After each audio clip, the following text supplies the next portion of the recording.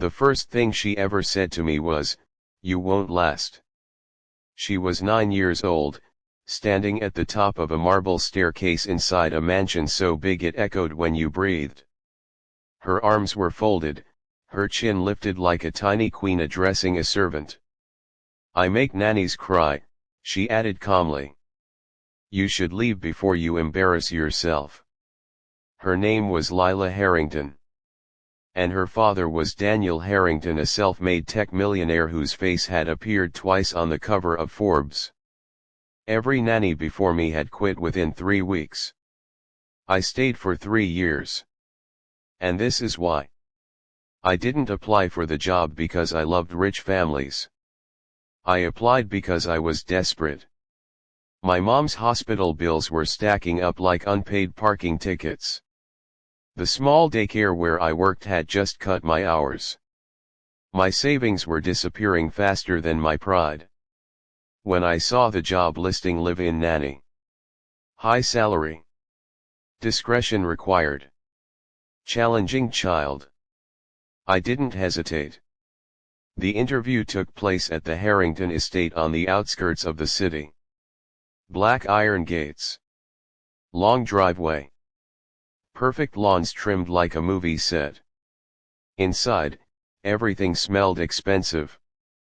Daniel Harrington greeted me in his office. He wasn't what I expected. No arrogance. No flashy watch waving. Just tired. He studied my resume quietly. "You understand," he said, "that my daughter has gone through 12 nannies in 4 years. 12, I asked. 13, if you count the one who left after 3 days. I swallowed. "Why?" He didn't answer immediately. Instead, he pressed a button on his desk. A large TV screen on the wall lit up, showing a live camera feed from somewhere in the house. There she was. Lila. She was sitting alone in a massive playroom filled with toys most children would dream of. And she looked absolutely miserable. "She doesn't listen," Daniel said softly. "She refuses school tutors. She destroys rooms. She locks people out. She once poured glue into a nanny's purse." I blinked. "She doesn't need discipline," he added. "She needs something else." "Her mother?" I asked before I could stop myself. His jaw tightened. "Her mother passed away when Lila was 5. Silence filled the room like heavy fog. "She was in the car," he continued. "She saw everything. That explained it. Not a spoiled child. A grieving one." I looked at the screen again. Lila was now pulling the stuffing out of a teddy bear. "I'll stay," I said quietly. He gave me a look that said he had heard that before. "My first day, she tested me. She locked me outside on the balcony for 20 minutes. I didn't bang on the door. I didn't yell. When she finally opened it, she looked disappointed. "You're supposed to get angry," she said. "Why?" "So I can fire you." "I don't work for you," I replied gently. "I work with you." She rolled her eyes.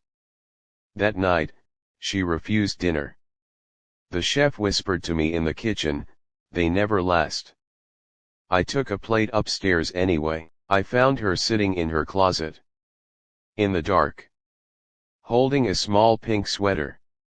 "She used to sing to me," Lila said without looking up.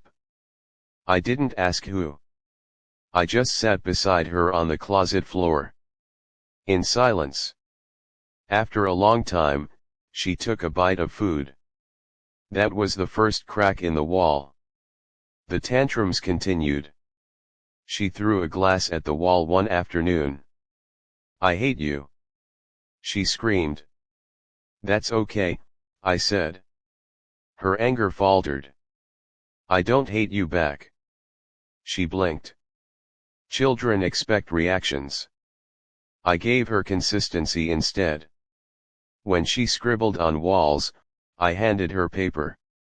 When she refused tutors, I turned math into baking. When she screamed, I lowered my voice. When she tried to hurt me with words, I asked about her dreams. One night, during a thunderstorm, she ran into my room. Not her father's. Mine. "Can I sleep here?" she whispered.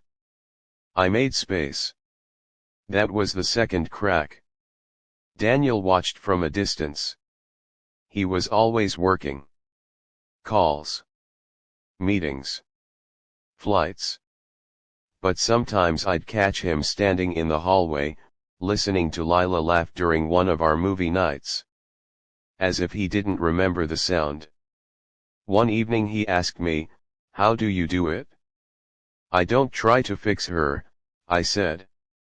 "I try to understand her." He nodded like that answer hurt. The real breakthrough came 6 months later. Her school insisted she return. She needs structure, they said. Lila panicked. "I won't go," she told me. They stare at me. Why? They know. Know what? That I watched my mom die. Her voice cracked for the first time since I'd met her. So we practiced. Role-played conversations. Prepared responses. We drove to school early one morning when it was empty. She stood in the hallway gripping my hand. "You won't leave?" she asked. "I'll be right outside." She went in. She came out smiling. Not because school was perfect, but because she survived it. Then came the moment that almost made me quit. It happened during a charity gala at the mansion. Important people everywhere. Cameras. Lights. Elegant dresses. Lila overheard 2 women whispering near the staircase. "That's the girl," one said. "The accident child." Accident child. The word sliced through her. She ran upstairs and locked herself in her room. Daniel panicked. Security tried to open the door. I stopped them. "Give me time." I knocked softly. No answer. So I sat outside her door and began telling her a story. Not about grief. Not about strength. But about a lion cub who survived a storm and thought it was weak until it realized it had lived through what others couldn't. After 10 minutes, the door clicked open. Her face was red and wet. "I'm not an accident," she whispered. "No," I said. "You're a survivor." That night, Daniel thanked me in a way that felt heavier than money. Years passed. The tantrums faded. The laughter grew. She started painting again. Smiling more. Talking about her mom without breaking. And then came the unexpected. My mom's health worsened. I needed to move back home to care for her. Telling Lila was harder than any tantrum. "You're quitting," she said flatly. "No," I corrected gently. "I'm choosing my family. Like I chose you." She didn't speak to me for 2 days. On my final night, she knocked on my door. Just like during the thunderstorm years ago. "I made something," she said. She handed me a painting. It was the 2 of us sitting in a closet. But this time, there was light coming through the door. At the bottom she'd written, "You stayed." Daniel offered to double my salary. I declined. Because staying had never been about money. 3 years later, I received a letter. Lila had written it herself. "I'm giving a speech at school about the bravest person I know," it said. "I picked you. Not because you fixed me.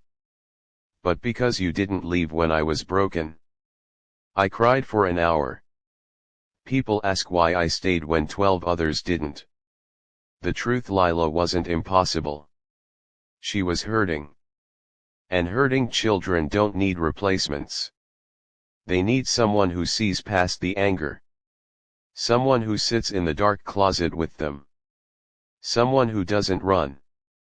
I was hired to manage a millionaire's daughter. But I stayed because I found a little girl who thought love always leaves. And I wanted to prove her wrong.